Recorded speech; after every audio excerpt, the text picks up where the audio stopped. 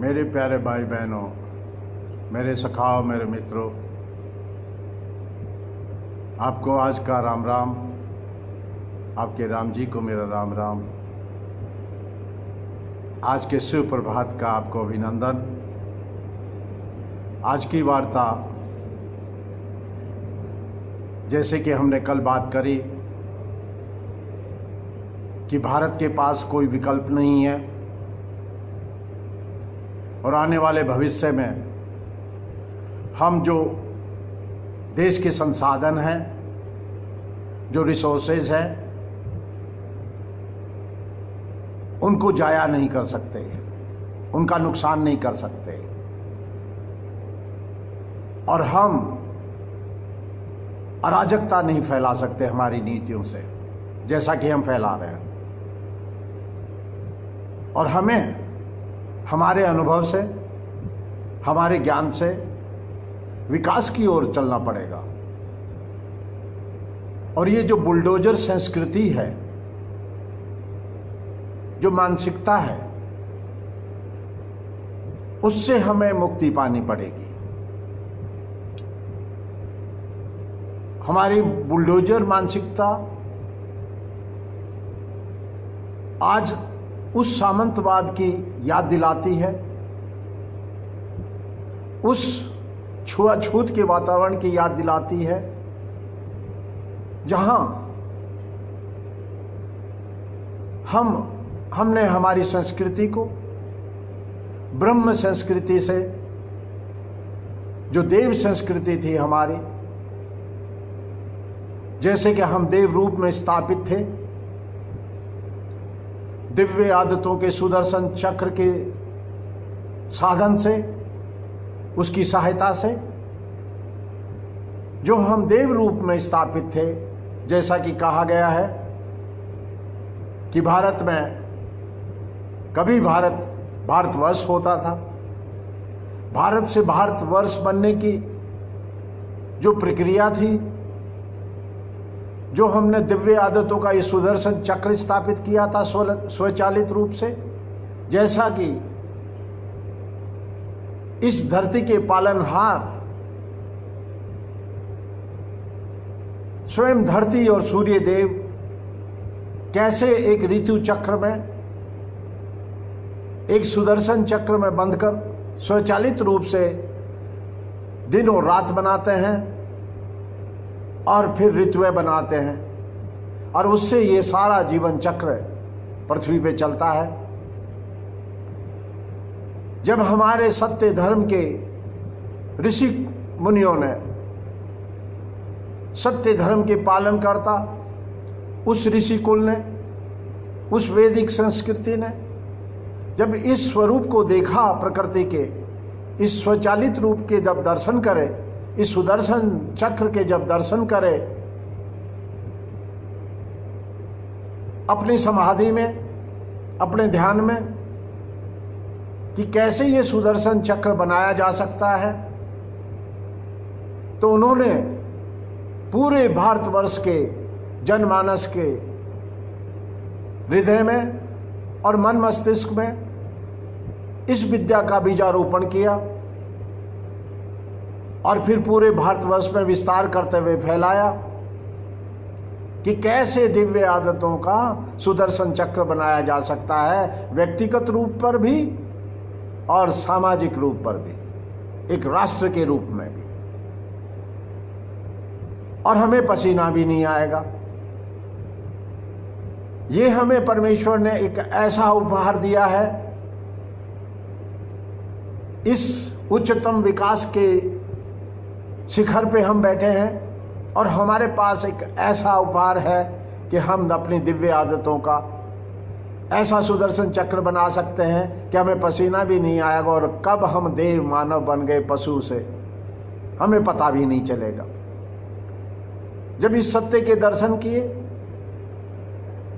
हमारे ऋषियों ने, सत्य धर्म के अनुयायियों ने, पालनकर्ताओं ने, जिन्होंने कभी उद्घोष किया था सत्यात नास्ति परो धर्म, सत्य से बड़ा कोई धर्म नहीं है, सत्य पालन से, और उन्होंने पूरे भारतवर्ष में एक ऐसा सुदर्शन चक्र स्थापित किया दिव्य आदतों का, उस ब्रह्मचर्य का वो उपयोग किया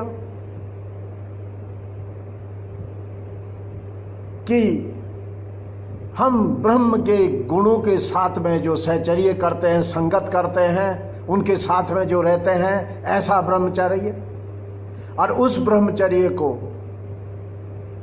जब हमने ऋतु चक्र में बदल दिया, और ऋतु चक्र में बदलने के लिए आप किसी भी अभ्यास को 3 बार करिए, चौथी बार हमारे में बायोलॉजिकल क्लॉक सेट हो जाएगी जो हमें याद दिलाएगी उस समय की और उस क्रिया की कि समय हो गया है, 4 बज गए, आप खड़े हो जाओ, ब्रह्म मुहूर्त हो गया है, और आप स्वतः ही खड़े हो जाओगे।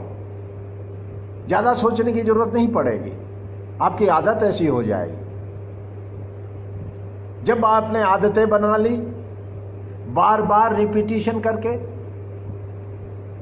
इस बार बार दोहराने की जो क्रिया है, इसमें बहुत बड़ी शक्ति है। जिसको कभी कवि ने कहा है, रसरी आवत जात पे सिल पर परत निशान। एक बहुत ही मुलायम रस्सी जो बार बार शिला पे चलने से शिला पे भी निशान बना देती है, सिल पर परत निशान। इस दोहराने की क्रिया में इतनी शक्ति है कि जब हम अपनी आदतों को, कुछ क्रियाओं को हम बार बार दोहराते हैं तो वो आदत में बदल जाती है, और आदत उसी का नाम है जब ये क्रिया हमारे सबकॉन्शियस माइंड में चली जाती है। जब चेतन मस्तिष्क से ये क्रिया अवचेतन मस्तिष्क में चली जाती है, सबकॉन्शियस माइंड में चली जाती है, तो ये ऑटोमेटिक बन जाती है, ये सुदर्शन चक्र बन जाता है। हम सुदर्शन चक्र का निर्माण व्यक्तिगत रूप पे हमारे ही दिमाग के अंदर कर सकते हैं। जब इस सत्य के दर्शन किए हमारे ऋषि कुल ने, हमारे सत्य धर्म के पालनकर्ताओं ने, तो उन्होंने भारत को ऐसा सुदर्शन चक्र बना के दिया दिव्य आदतों का, जब पूरा भारतवर्ष, पूरा भारतवर्ष बन गया उन दिव्य आदतों का। और 33 करोड़ जो जनसंख्या थी उस समय मानव समुदाय की, वो सभी के सब दिव्य मानव बन गए। और इसीलिए कहा गया है कि भारतवर्ष में किसी समय 33 करोड़ देवी देवता रहते थे। ये रहस्य है उस सुदर्शन चक्र का, ये रहस्य है भारत से भारतवर्ष बनने का, और ये रहस्य है उस सुदर्शन चक्र का जो जगत कल्याण के लिए श्री विष्णु ने अपनी अंगुली पे धारण किया है। वो प्रेम के महासागर श्री कृष्ण भगवान ने अपनी अंगुली पे धारण किया है जगत कल्याण के लिए। यह वैसा सुदर्शन चक्र है। हम इन दिव्य आदतों का ऐसा सुदर्शन चक्र एक बार फिर भारत में स्थापित करेंगे। और हमने जो हमारी तुच्छ मानसिकता में जो स्थापित हो गए हैं, इस मानसिक दरिद्रता में जो हम स्थापित हो गए हैं, और हम इस सैडिस्ट बिहेवियर में स्थापित हो गए हैं। सैडिस्ट बिहेवियर का मतलब जो मनुष्य दूसरों के दुख में अपना सुख खोजता है। कैसा मानव?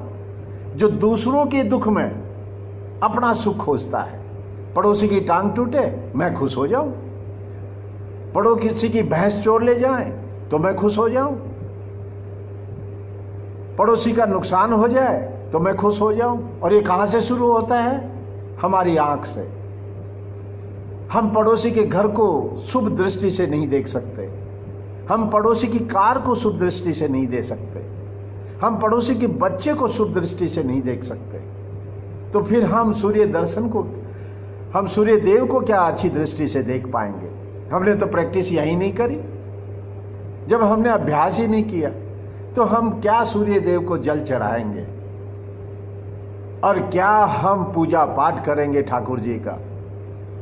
हमारी को आंख को हमने अभ्यास ही नहीं कराया शुभ देखने का, तो हम ठाकुर जी में क्या शुभ देखें?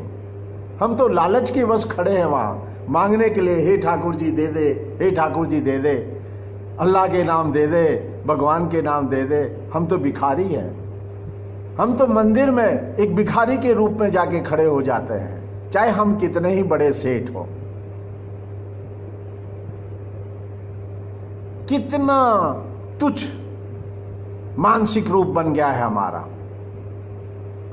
हम इस मानसिक रूप में स्थापित हो गए हैं कि दूसरे के दुख में अपना सुख ढूंढ रहे, और सबकी आंख ऐसी आंख हो गई है कि बगैर नींबू और मिर्ची के तो काम ही नहीं चलता।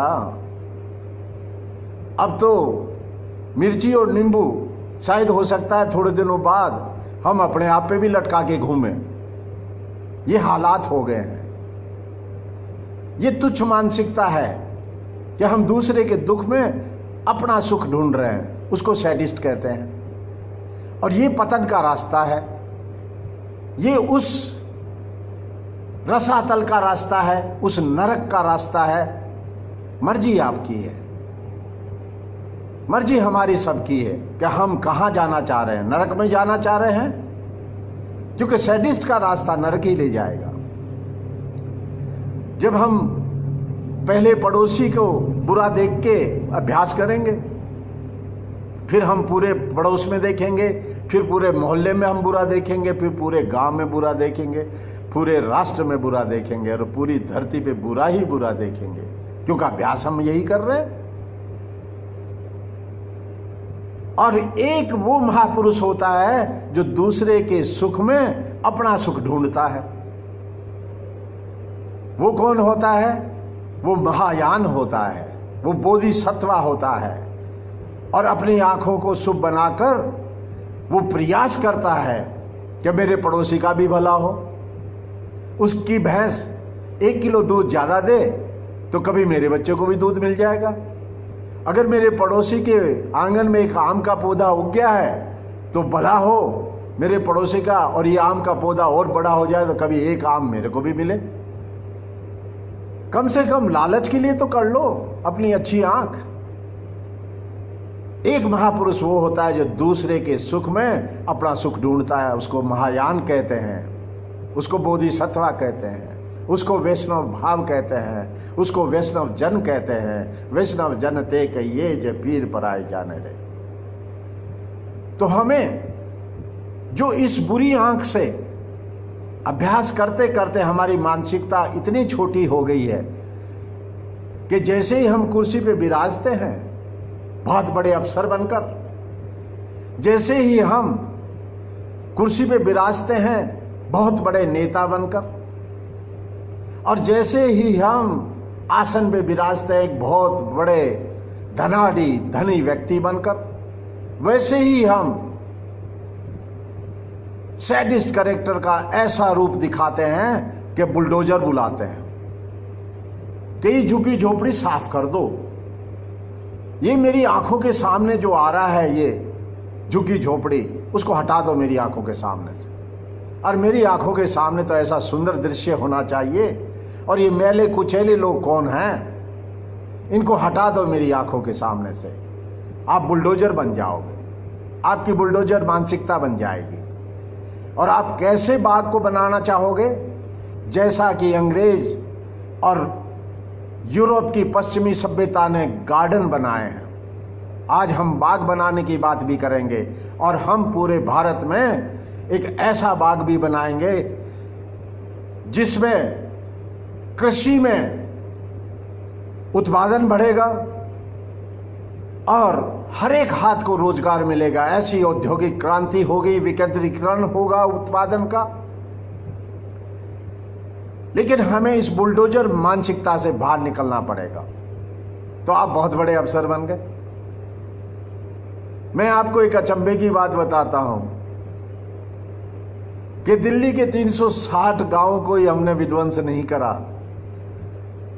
हम तो यहां एक ऐसी बुलडोजर संस्था बनाई जिसके पास लोगों के घर तोड़ने का तो, लोगों के आशियाने तोड़ने का तो बजट है, उसके हथियार खरीदने के लिए बजट है, और करोड़ों अरबों रुपया आज तक अगर कोई सूचना के अधिकार का प्रयोग कर कर कोई ये पूछे डीडीए से कि आपने आज तक, जब से आप बने हो, जब से आपको हमारी सरकार ने, हमारे राष्ट्र ने आपको ये अधिकार दिया था कि आप दिल्ली का विकास करें, आपने विकास करने में कितना पैसा लगाया और बुलडोजरों पे कितना पैसा लगाया, आपने लोगों के घर तोड़ने में कितना पैसा लगाया।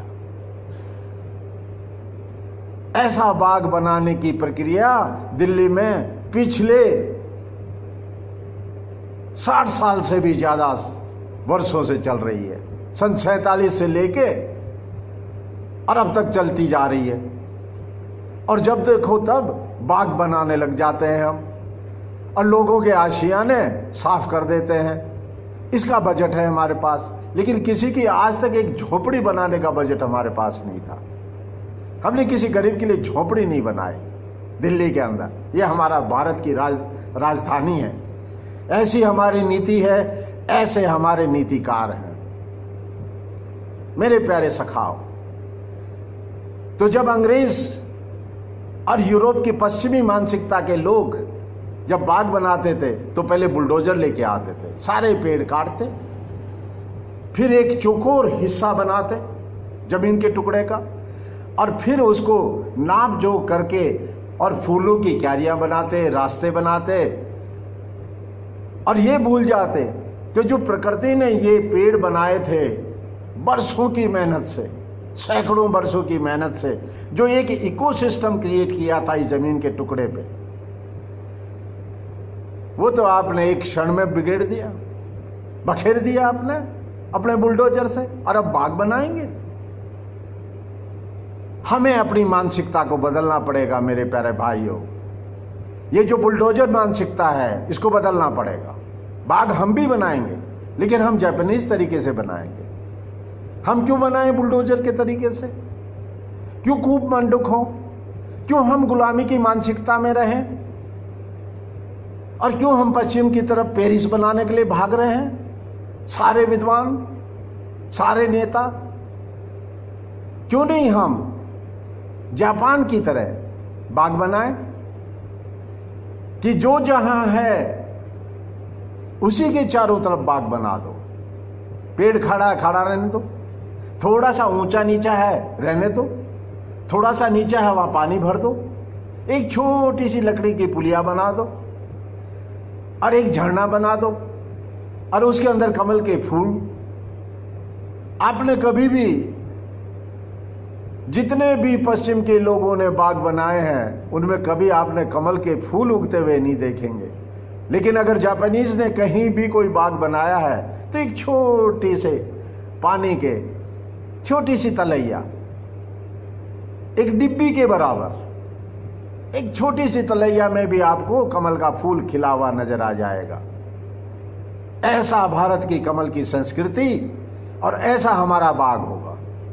हम जमीन के हर एक टुकड़े को, जो हमारे संसाधन है, जो हमें परमेश्वर ने दिया है इस भारतवर्ष में, जो हमारी राष्ट्र की संपत्ति है, हम जमीन के एक एक टुकड़े को इज्जत करते हुए, प्रणाम करते हुए, और हम उस किसान की तरह इसके ऊपर कृषि करेंगे, हल चलाएंगे, और हर जमीन के उस टुकड़े से हम प्रणाम करते हुए 36 कोम का चिड़िया के लिए भी भोजन मांगेंगे, दूसरे जानवरों के लिए भी भोजन मांगेंगे। जब हम पहले दिन, पहले क्षण जब हल चलाने लगता है किसान, तो उसकी प्रार्थना इतनी सुंदर है कि अगर भारतवर्ष के ये जो छुआछूत करने वाले लोग हैं, जिनको अपनी तनख्वाह याद आने लग गई, वह रहे हमारे जनप्रतिनिधियों कि आप पार्लियामेंट में बैठकर अपनी ही समृद्धि के लिए सोचते हैं। हम दुख पा रहे हैं, हम कैसे घर चलाएंगे, हमारी तनख्वाह बढ़ा दो, हमारी सैलरी बढ़ा दो, हमारा भत्ता बढ़ा दो, हमें मुफ्त का माल दे दो। हम तो बड़े नेता हैं, हमारे को बहुत से लोगों को एंटरटेन करना पड़ता है, सुबह सुबह दिल्ली में भी घर चलाना पड़ता है, और फिर हमारे क्षेत्र में भी चलाना पड़ता है, हम कितने भिखारी हैं, हमें दे दो। पार्लियामेंट में बैठकर, उस मंदिर में बैठ के, उस प्रजातंत्र के मंदिर में बैठकर आप केवल अपना ही स्वार्थ सोच रहे हैं। और उसी दिन जब आप अपनी सैलरी बढ़ाने के लिए चर्चा कर रहे थे, आपने तो टाइम ही नहीं था, आप तो शुरू ही चर्चा इससे करी कि हमारी सैलरी बढ़ा दो, हम भूखे मर रहे हैं। और आपको जंतर मंतर में आपके पड़ोस में उन किसानों की याद नहीं आए जो पूरे भारतवर्ष से वो किसान चलकर आपके दरवाजे पे रहम की भीख मांगने आए और आपके वैष्णव भाव को जगाने आए। आप क्या सोचते हैं कि आप जब दोबारा क्षेत्र में जाएंगे तो आपको मालाएं मिलेंगी? नहीं, आपको नोटों के हार दिए जाएंगे अब की बार कि आप भूखे हो, ये थोड़े नोट और ले जाओ और अपना घर चलाओ और आप अपने घर पे बैठो। आप जैसे नेताओं की इस देश को जरूरत नहीं है। कितने दुख की बात है कि आपको वो किसान जंतर मंतर पर, भूखे किसान जो पूरे भारतवर्ष से इकट्ठे हुए थे, आपको याद दिलाने के लिए उस वैष्णव भाव की, वैष्णव जन थे कहिए जो पीर पर आई जाने रहे, और आप पार्लियामेंट में बैठकर अपनी ही पीर की बात कर रहे हैं। आपने भारत को कहां पहुंचा दिया मेरे मित्रों, मेरे प्यारे भाइयों। और किसी के कान पे जूं नहीं रहेंगी और किसी ने भी इस खबर को पूरे देश में नहीं फैलाई। उस लेखनी के धनी और जो जबान के धनी जो मीडिया, उन्होंने उस किसान वर्ग की, अगर वो अपनी प्रार्थना को बोलना बंद कर देगा और अपने लिए जीना शुरू कर देगा तो आपके बच्चों को खाना, सब्जियां और ये नौकर चाकर कहां से मिलेंगे? आप क्या सोचते हो कि आपके टैक्स पेयर ने जो माल आप दलाली में, आड़त में और किसान को लूट कर बना रहे हो, क्या आप कह रहे हो, सोच रहे हो ये टैक्स पेइंग, ये टैक्स का हमारा दिया हुआ है?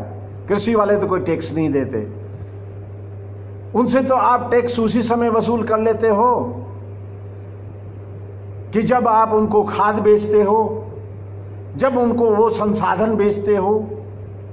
आप तो बाजार वाले सब कुछ पहले ही लूट लेते हो, आप किस टैक्स की बात कर रहे हो? तो ये बुलडोजर मानसिकता कि पहले हम सब कुछ साफ करेंगे फिर बाग बनाएंगे, तो हम ये प्रतिज्ञा करते हैं कि हम भारत में इस बुलडोजर मानसिकता का अंत करके छोड़ेंगे और हम ऐसा बाग बनाएंगे कि सभी सुखी हो। सर्व भवन्तु सुखिनः सर्व सन्तु निरामया सर्व भद्राणि पश्यन्तु मा कश्चित् दुख भाग भवेत्।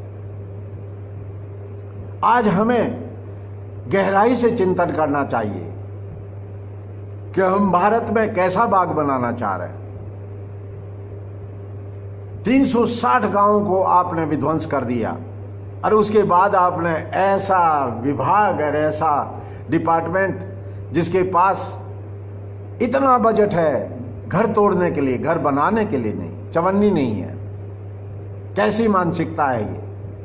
और कैसी मानसिकता है कि जंतर मंतर पे भूखा किसान बैठा है और वो कह रहा है स्वामीनाथन रिपोर्ट तो लागू कर दो, जो हमारी लागत है वो तो दे दो। और आप क्या बोल रहे हैं? आप तो अपनी सैलरी बढ़ाने की चर्चा कर रहे हैं पार्लियामेंट में बैठकर। ज्यादा दूर नहीं थे आप उन किसानों से, 1 किलोमीटर का फासला था। तो आपको जब 1 किलोमीटर में बैठा हुआ किसान नजर नहीं आ रहा, भूखा किसान जो उन आत्महत्या किए हुए किसानों की खोपड़ियां लेके आपको दिखाने आया था और अपने मुंह में हड्डियां लेके बैठा हुआ था और मीडिया दिखा रहा था। कुछ मेरे भाई जो देश सेवक है मीडिया वाले, वो मीडिया वाले दिखा रहे थे आपको, लेकिन आप तो अपनी चर्चा में मस्त थे। आपको तो इतनी भूख लगी थी कि हम भूखे मर गए और हमारे लाखों रुपए को डबल कर दो। और किसान आप ही बनाते हैं ऐसी इंडेक्स आप ही ये बनाते हैं गरीबी की रेखाएं, और आप ही ये तय करते हैं कि कितने रुपए में घर चल सकता है। जब किसान का घर कुछ हजार रुपए में, 2-3 हजार रुपए में चल सकता है, 6,000 रुपए में चल सकता है, तो आपका घर लाखों रुपए में क्यों नहीं चल सकता? क्या आप इसका जवाब देंगे? क्या इसकी चर्चा करेंगे आप पार्लियामेंट में? मेरे प्यारे सखाओ, हमें अपनी अंतरात्मा में गहराई से झांकना पड़ेगा और हमारे वैष्णव भाव को वापस जगाना पड़ेगा। और जो हमारी संस्कृति का आधार है, जो हमारे संस्कृति की नींव है, सनातन संस्कृति की, वैष्णव जन ते कहिए जे पीर पराई जाने रहे। जब तक हमारे में वैष्णव भाव जागृत नहीं होगा, हमारे गरीब भाइयों के लिए, हमारे उस भारत के लिए, आज आप इंडिया बना दोगे। आप तो गुलामी की मानसिकता लेके इंडिया वाले हो।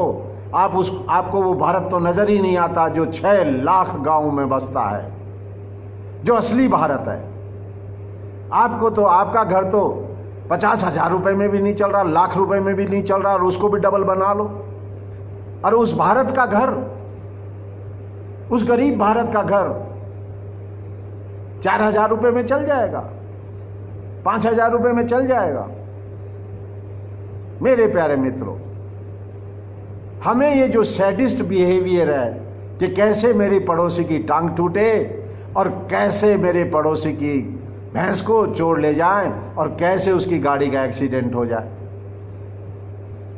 आज हम अपने ही बच्चे के काला तिलक लगा के घूम रहे हैं। ऐसी आंख हो गई है, ऐसा हमारा सैडिस्ट बिहेवियर हो गया है। मेरे प्यारे भाइयों और मेरे सखाओ, हमें बदलना होगा, नहीं तो हम रसातल की तरफ जा रहे हैं, ऐसे नरक की तरफ जा रहे हैं कि हम फिर एक बार, जैसे कि हमने पहले भी जाति पाति और ऐसी सीमाओं में बांधकर पूरे भारतीय समाज को हमने इसको टुकड़े टुकड़े कर दिया। और मैं नहीं कह रहा, ये इतिहास गवाह है, 565 से ज्यादा छोटे छोटे राजघराने हुआ करते थे जब अंग्रेज छोड़ के गए। ऐसे टुकड़ों में बांटा हुआ भारत था। आप क्या सोचते हो, आपने एकता बनाई थी? हमें अब समय आ गया है दर्पण के सामने नंगे खड़े होकर हमारी परीक्षा करनी पड़ेगी कि हम कौन हैं और कैसी हमारी आंखें हैं और कैसा बाग हम बनाना चाह रहे हैं भारत को। और हमें ये बुलडोजर मानसिकता को छोड़ना पड़ेगा और जो जहां है हमें वहीं कमल के फूल खिलाने हैं। ऐसी हमारी संस्कृति, ऐसा हमारा नेतृत्व है और ऐसी हमारी सोच होनी चाहिए 21वीं शताब्दी की। और फिर हम जो हमें संसाधन मिले हैं, भूल जाइए कहीं से ओढ़ लाने की और ऋण लेने की और ये वर्ल्ड बैंक में जाने की, IMF के सामने कटोरा रखने की कोई जरूरत नहीं है हमें किसी की। हम यहीं से पैदा करेंगे और जो परमेश्वर ने हमें दिया है इस भारत की पवित्र भूमि पर, हम उसकी इज्जत करते हुए हर जमीन के टुकड़े पर हम बाग लगा देंगे। और जितना हमारे में शक्ति सामर्थ्य है, जितना हम में ज्ञान है, जितनी ज्ञान की विरासत हमें मिली है भारत विद्या से, हम उसको सारी को उपयोग में लाते हुए, सदुपयोग में लाते हुए हम भारत के चप्पे चप्पे को बाग में बदल देंगे। हम एक्सटेंसिव एग्रीकल्चर नहीं करेंगे, ऐसी एग्रीकल्चर नहीं करेंगे जैसी कभी रूस ने करी थी। हम ऐसी एग्रीकल्चर करेंगे जो जापान करता है, जैसी चीन करता है। आगे बढ़ने के लिए आपको बहुत कुछ बदलना पड़ेगा और नहीं तो खाली जबानी जमा खर्च है। आप बोलते रहिए, चिल्लाते रहिए और आपका देश टूटता रहेगा। आप कुछ नहीं कर पाएंगे, केवल आप चिल्लाना जानते हैं, बातें करना जानते हैं और आप केवल चर्चाएं करते रहना हजारों साल तक। और एक बार फिर आप उस विघटन की तरफ जा रहे हैं, एकता की तरफ नहीं जा रहे हैं। आप सब के चारों तरफ ये परिधियां और जेल बनाते जा रहे हैं, जैसा आपने हजारों साल पहले किया था। हमें वैष्णव भाव को जगाना पड़ेगा। और जब तक हमारे में वैष्णव भाव नहीं जगेगा, हमारे सारे आदर्श झूठे हैं। हम विकासवाद की थ्योरी से, हम विकासवाद के सिद्धांत से मुंह मोड़ रहे हैं और हम विकासवाद के सिद्धांत पे नहीं चल रहे। तो प्रकृति जो विकास के साथ नहीं चलता है, प्रकृति उसको मटिया मेट कर देती है, उसको इस संसार से विदा कर देती है। ये नियम है विकासवाद का। यहां बड़े बड़े डायनासोर्स घूमते थे कभी, आज एक नजर नहीं आता। बहुत से हिंसक जानवर थे, सब चले गए। अब तो केवल समय है इस बाग में फूल खिलाने का, और हमें सतत प्रयास करना है जो हमारी कृषि में, हमारे ग्रामीण भारत को, हम चप्पे चप्पे को, हर इंच को, हर गज को, हर एकड़ को, हर बिस्वा को हम बाग में बदल देंगे। ऐसी इंटेंसिव एग्रीकल्चर करेंगे। और हमारे घर में अगर 2 भाई हैं तो हम उस जमीन को बांटेंगे नहीं। एक भाई जमीन पे काबिज रहेगा जिसका जैसा स्वभाव, और एक भाई व्यापार करना चाहे व्यापार करे, चाहे वो नौकरी करे, रोजगार करे। दोनों भाई 1 और 1 11 बनकर अपने घर को बाग बना देंगे। हम जमीन को बांटेंगे नहीं, हमारा बांटना बंद हो जाना चाहिए। अगर हम छोटे छोटे टुकड़ों में बांटकर उसी प्लॉट पे रहने लग जाएंगे तो खेती कहां करेंगे। हमें संकल्प लेना पड़ेगा कि हम जमीन को और नहीं बांटेंगे, और हमारी जो जोत है वो और छोटी ना हो, जिससे कि हम अच्छे ढंग से खेती कर सके। हमें कृषि की व्यवस्था को सुधारना पड़ेगा और इंटेंसिव एग्रीकल्चर की तरफ जाना पड़ेगा। अच्छे बीज हो, अच्छी मेहनत हो और अच्छी प्रार्थना हो। जो किसान सबसे पहले जाकर जब खेत में हल जोड़ता है, तब किसान कहता है, हे परमेश्वर, चिड़िया को भी देना, सारे जंतुओं को देना और 36 कौम को देना, और उसके बाद साधु भी भूखा ना जाए और मेरा परिवार भी भूखा नहीं जाए। वो अपने आखिर में अपने परिवार के लिए अन्न का एक दाना मांगता है। वह रे किसान, वह किसान देवता जो आज भी इस भारत को, इस इंडिया को रोटी दे रहा है। मेरे प्यारे भाइयों, मेरे सखाओ, ऐसी हमारी एग्रीकल्चर होगी, ऐसा इंटेंसिव एग्रीकल्चर होगा, और ऐसा हमारा बाग होगा, और ऐसा हमारा औद्योगिक उत्पादन होगा कि हर गांव में हम कच्चा माल देंगे और तैयार माल वापस लेंगे, और हमारी असेंबली लाइनें होंगी, और हम हर एक के समय का सदुपयोग करेंगे। जितना भी समय किसी मानव के पास है और जितना हमारे पास मानव संसाधन है, हम हर एक भारतीय को एक चलता फिरता आर्थिक संस्था बना देंगे। ऐसे नहीं कि वो माया के चुंगल में फंसा हुआ एक दरिद्र बन जाए, नहीं, वो ऐसा महाजन होगा जिसमें वैष्णव भाव होगा, ऐसा साहूकार होगा जो परमेश्वर को भी पार्टनर बना ले और फिर अपनी संपत्ति का जगत कल्याण के लिए सदुपयोग करे। ऐसा हर भारतीय होगा, और ऐसे हमारी आर्थिक व्यवस्था होगी, और ऐसा हमारा औद्योगिक उत्पादन होगा कि हम विकेंद्रीकरण करके और ताइवान के मॉडल पर हम क्यों जाएं, पश्चिम के उस मॉडल पे जो 100 साल पहले फैल हो चुका है, 50 साल पहले फैल हो चुका है।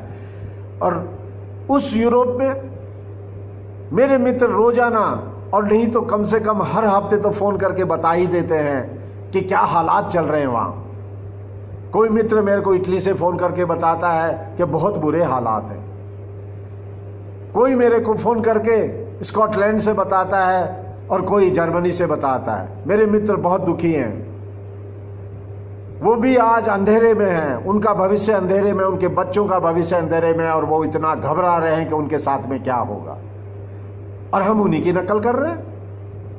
नहीं, अगर हमें नकल ही करनी है तो किसी दिव्य आदत की नकल करें, किसी दिव्य महापुरुष की नकल करें और किसी दिव्य वैष्णव जन की हम नकल करें, जिससे हमारे अंदर वैष्णव भाव जागृत हो। मेरे प्यारे सखाओ, मेरे प्यारे मित्रों, ऐसा औद्योगिक उत्पादन का विकेंद्रीकरण कर कर हम जमीन के हर टुकड़े पर ऐसा सर्जन, ऐसे स्टार्टअप और ऐसा औद्योगिक उत्पादन करेंगे, छोटे छोटे औजारों का, छोटे छोटे पार्ट्स का, कि जो मिलकर एक विराट स्वरूप में भारत को खड़ा करेंगे। मेरे को सुंदर लगता है वो प्रतीक जो आपने मेक इन इंडिया के लिए लगाया है। उसमें बहुत से कलपुर्जे हैं उस शेर के अंदर। ऐसे वो कलपुर्जे इकट्ठे होंगे पूरे भारत से। पूरे भारत के हर गांव में औद्योगिक उत्पादन होगा। कृषि का उत्पादन तो होगा ही, लेकिन वह औद्योगिक उत्पादन भी होगा। ऐसा विकेंद्रीकरण कर कर और हमें हमारी जमीन को भी बचाएंगे।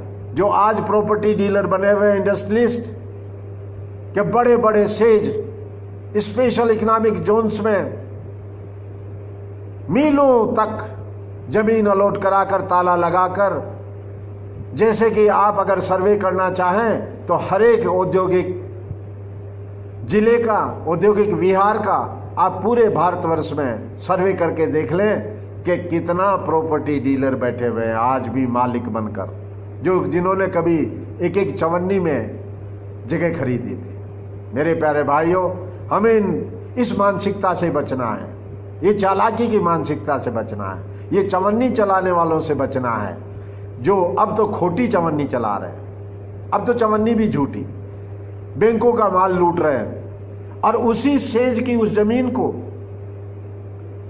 बैंक को दिखाकर, गिरवी रखकर फिर माल पीट लेते हैं और फिर उस माल को लेकर दुबई के अंदर फ्लैट लेते हैं और लंदन में जाके बहुत बड़ा आलीशान बंगलो खरीदते हैं और फिर भाग जाते हैं। और फिर भागते नहीं तो वापस आके फिर वही खोटी चवन्नी चला रहे हैं। हमें इन ठगों से बचना है, ये सत्य है।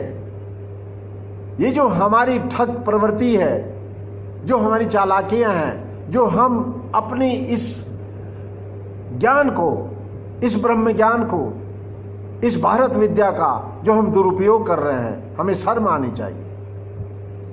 हम सदुपयोग भी तो कर सकते हैं। हम इतने मानसिक गरीब क्यों हैं, हम इतने मानसिक रूप से दरिद्र क्यों हैं कि हम खोटी चवन्नी चला रहे हैं? जो 4 आना आपने बैंक को दिया और जो दिखाया प्रोजेक्ट रिपोर्ट में, और 75% जो आपने लोन लिया, आपकी तो वो चवन्नी ही खोटी है, वो तो सब झूठ है उस प्रोजेक्ट रिपोर्ट का। और आपने 75% लोन ले लिया और आपने कंपनी बना दी और आपने 40% सब्सिडी लूट ली। जब आपने ये 40% सब्सिडी लूट ली तो आपको इस खोटी चवन्नी का पूरा ही 40% मिल गया। और अगर चवन्नी आपकी सच्ची थी तो आपको 15% तो आपने पहले ही माल पीट लिया। और उसके बाद 5 साल बाद में आपने इसमें से माल निकाल कर, और जब दूसरी पंचवर्षीय योजना में दूसरी सब्सिडी आई तो आपने वहां से ये खोटी चवन्नी चला के फिर माल पीट लिया 40%। और ऐसे करते करते जब आपने 5-6 औद्योगिक इकाइयों को रुग्ण कर दिया और ये मरा हुआ सांप सरकार को भय दिखाया कि मैं तो ताला लगा रहा हूं, मेरे से तो व्यापार नहीं होता, क्योंकि हमारे देश के अंदर दिवालिया घोषित होने का तो कानून ही नहीं है। हमने कानून बनाया नहीं, हमने इसकी जरूरत ही नहीं समझी, क्योंकि यहाँ तो सारे ही साहूकार हैं, यहाँ तो सारे ही सच्चे हैं। तो ये डर दिखाकर कि मैं ताला लगा रहा हूँ और मेरे को माफ़ करना, मेरे से ये नहीं हो पाएगा, अब सब बेरोजगार हो जाएंगे। और जब ये सारे बेरोजगार हो जाएंगे तो अराजकता फैल जाएगी देश में। आपने डर दिखाया और ये मरा हुआ सांप गवर्नमेंट के गले में डाल दिया, सरकार के। और एक NTPC बनवाई, नेशनल टेक्सटाइल कॉरपोरेशन, जिसमें ये सारी रुग्ण इकाइयां आपने उनके मरे हुए सांप को सरकार के गले में डाल दिया। आपने ऐसी ऐसी होशियारियां करी हैं ऐसी ऐसी खोटी चवन्नियां चलाई है। आप क्या सोच रहे हैं किसी को पता नहीं है? सबको पता है। लेकिन मेरे प्यारे मित्रों, मेरे प्यारे भाइयों, हमें बोझ नहीं करना है, हमें वैष्णव भाव जगाना है और हमें झूठ के ऊपर जीवन नहीं जीना है, हमें सत्य पे जीवन जीना है। हमारे ऋषि कुल ने हमें सिखाया है, सत्यात नास्ति परो धर्मा, सत्य से बड़ा कोई धर्म नहीं है। हमें सत्य का पालन करना है और हमें ऐसा बाग बनाना है कि हमें बुलडोजरों को छोड़कर, हमारी बुरी आंख को छोड़कर और पड़ोसी का बुरा सोचकर नहीं, पड़ोसी का अच्छा सोचकर, सब में भला देखकर और बुलडोजर की मानसिकता और सामंतवाद की मानसिकता छोड़कर हमें सब भाइयों के साथ एक होकर, एकता में स्थापित होकर भारत को वापस 21वीं सदी में ऐसा भारतवर्ष बनाना है, ऐसी दिव्य आदतों का संग बनाना है कि हमारा भारत फिर भारतवर्ष में बदल जाए। पहले हम इस इंडिया की जो गुलामी की मानसिकता है उसका सफाया करेंगे, उसका शुद्धिकरण करेंगे। हम उनको भारत की जनेऊ पहनाएंगे। आज इंडिया को भारत की जनेऊ पहनने का बहुत ही बड़ी आवश्यकता है। हमें उनको भारत की जनेऊ पहनाएंगे, वो भारत के बनाएंगे। जो ये गुलामी की मानसिकता वाले लोग हैं उनको वापस हम भारत की तरफ लाएंगे और उसके बाद हम दिव्य आदतों का संग बनाकर ऐसा सुदर्शन चक्र स्थापित करेंगे देश के अंदर कि भारत से भारतवर्ष बन जाएगा और स्वचालित रूप से पूरे विश्व का, स्वचालित रूप से हमें पसीना नहीं आएगा। ये मेरा आपको वादा है, आपको पसीना नहीं आने देंगे और स्वचालित रूप से भारत 21वीं सदी का नेतृत्व करेगा और मानवता को जो एटम बम, न्यूट्रॉन बम और हाइड्रोजन बम्स पे जो हिंसा के उन औजारों के ऊपर मानवता विराज रही है, उस मानवता को आत्महत्या के कगार से हम वापस मोड़ के लाएंगे और धरती माता के ऊपर हम ऐसा स्वर्ग बनाएंगे, ऐसा भारतवर्ष बनाएंगे और हम पूरी धरती को भारतवर्ष में बदल देंगे, पूरी मानवता को दिव्य आदतों का संग बना देंगे। ऐसी हमारी प्रतिज्ञा है, ऐसा हमारा शिव संकल्प है। आज का दिन आपके लिए बहुत ही मंगलमय हो। आपका बहुत बहुत धन्यवाद, आपके धैर्य के लिए बहुत बहुत धन्यवाद और आपके प्रेम के लिए बहुत बहुत धन्यवाद। मेरे प्यारे भाई बहनों, मेरे सखाओ, आपका दिन बहुत ही मंगलमय हो। बहुत बहुत धन्यवाद आपको।